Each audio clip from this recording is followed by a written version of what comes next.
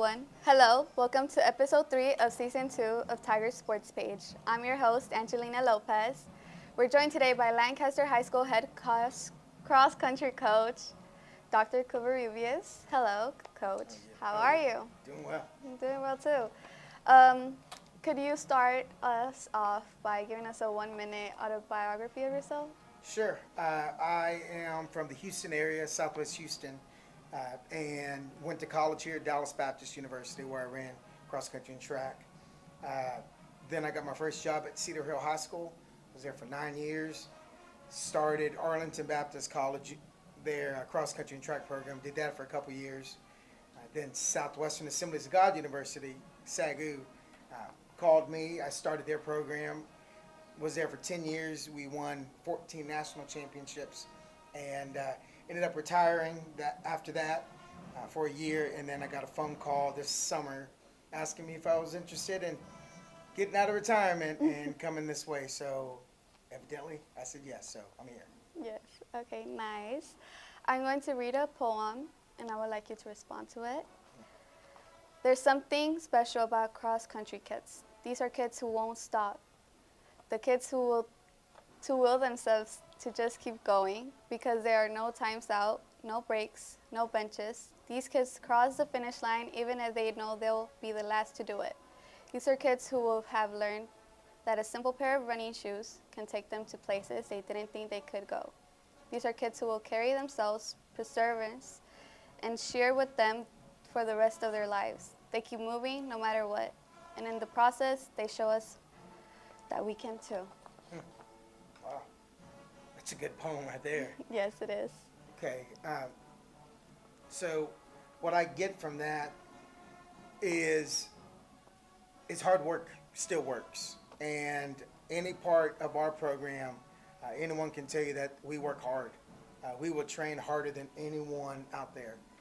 We run miles upon miles upon miles. We're a volume-based program, and every day can be a day to get better. Every day we compete against ourselves.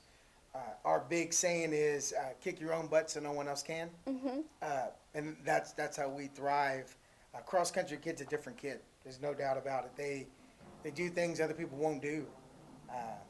They get out when it's freezing. They get out when it's raining. Because if they don't, somebody else did. And so once they get on the line, if they're not ready, if they're not prepared, it's really ultimately on them. And so it is a true individual sport that culminates with a bunch of individuals who compete as a team. And so you become a better person because you do stuff that when things get tough, you don't quit. That's life. And if we can teach people how to become cross-country runners without running, we'll be a better world. So that's why I love cross-country. Yes. Could you give us some examples for all the portions of that poem that really exemplify your athletes specifically? Like I mentioned, we are a volume-based program, so we run a lot of miles. We have kids on 20 miles a week, 30 miles a week, all the way up to 50. And this is our first year. They've never been a volume-based program. So in order to keep them safe and away from injury, you kind of slowly progress. I believe next year we can get kids up to 80, 90, 100 miles a week just to run a 5K race. And so that's doing things other people won't do and hard work and pushing themselves to a limit that they never thought they could possibly do. Imagine doing 90 miles a week. Yeah, I couldn't. Exactly. And there's only a certain amount of time. And one thing about running, it's real time. You just can't cut corners, And so I'm excited. Like whenever I listen, like today we had a 5-mile run. When we first started running, they've never done more than 2 miles in a practice. And today was an easy 5-mile run and no complaints, no stopping. And so that piece really kind of resonates with me. Another part was, like I said, like society. You become a better person with cross country.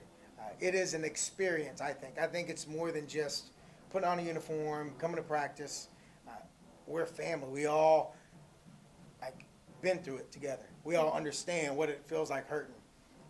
And if you go to a meet, you'll see people from different teams talk to each other. There's not like a certain group. Yeah, it's a group because we are all competing with teams, but we're all competing against the course itself.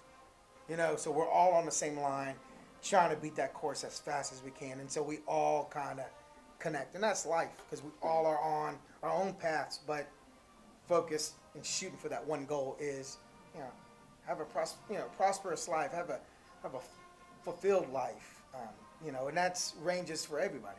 Everyone looks at it a bit different, and so that's really why. I mean, I should get one of these poems and put it up. I love it. Yes, it could really motivate the students a bit more. Absolutely. Yeah. As the season is closing, I would like to talk about the expectations you had coming into the season and the expectations you had for your athletes. Were those expectations met? What did you meet them? Or where are their growth opportunities and how are you going to facilitate that growth? Okay, so my biggest goal this year was to have full teams. So looking at results, there was times that we had meets that didn't even have a full team.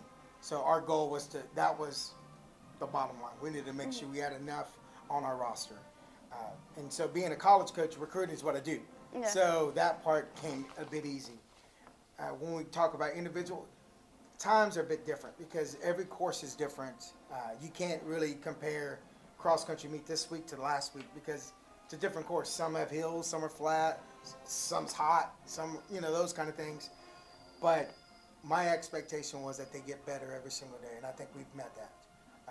Is also the retention. Retention's big because if kids can wake up at 6 a.m. and show up every single day in the rain, I would say cold, but it's not cold right now. But, you know, regardless of all the elements, they show up, and that's a win. And plus, we hadn't really had anyone walk away from our team. They come with a smile every day. So I have some expectations, and we're not willing to budge on those, and we want to change the culture. This is a track school, and as you see all the championships, we want to be in that same vein. And so we haven't made it that far into the season to knockout rounds, district, regional, state, which are 2 weeks away, but I really think we have a shot to be competitive, and that's really our goal. So I think we've met a lot of our goals this year, and looking forward, we're just barely scratching the surface. Okay. How has the process of recruiting new athletes from a variety of sports, and how have you been able to help those athletes new to cross country achieve their goals? Absolutely. So this year we had a big push with soccer. I've always said cross country is basically, you know, like basically soccer is cross country with the ball. It's basically all it is. And so if we can teach other sports that we can condition your students, and so that you can focus on the skills, we can all help each other. And so we have our number this year, we're at 49 boys alone, which is massive. Last year I think they had 8. The middle school, there was 30, 40 kids at the meet last week. So we have really started to develop that culture of we can be a cross-country team. We can support each other. And so our goal is 100 students on the boys' side. That's my goal. And so we want to have our own bus just for the boys' cross-country team. So we're not quite there, but we're on our way. And so we have plans on recruiting from other teams, but also from BAMO in the middle school, and just really support across the board. Okay. Between now and the end of the season, what are your expectations for your athletes and why? And could you explain how your athletes will get there? Win the day is show up every day, come prepared, bring your watch, bring your shoes, bring a positive attitude. If you beat yourself today, you'll be ready tomorrow and to beat that person. And I think we have that mindset. We've already jumped this huge hurdle of being complacent or not understanding that they can do. There's so much more potential that they have left in the tank. I think they're starting to see it. We're running out of time, but we only graduate 2. So we're excited to see where the future takes us because we're just building the blocks. And I've always told our kids, you run cross country for track, you run track for cross country. So once we get the speed from track, next year we're gonna turn some heads. So we're excited. Okay. Is there anything else you would like to add? No, we're excited. excited. We have district in 2 weeks. It's at Waxahachie, at their sports complex. It's during the day, but we would love for anyone to come out and support our team, and hopefully we can qualify for regionals. We Hopefully. haven't done that in a long time. So we're looking forward to doing that in a couple Hopefully. weeks. This is the time? This is the time. Hopefully. Thank you so much for your time, Coach.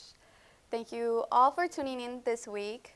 And come back next week as we talk to our head volleyball coach, LaKendra Jones. Those of you listening to the podcast on your favorite podcast app, either Apple Podcast or iHeart or Spotify, please like and rate us. That will allow us to appear higher and gain more listeners. If you're watching on YouTube feed, which comes out a bit later than the audio feed, please like and subscribe to the channel. You'll be notified every time we post a new video. Goodbye.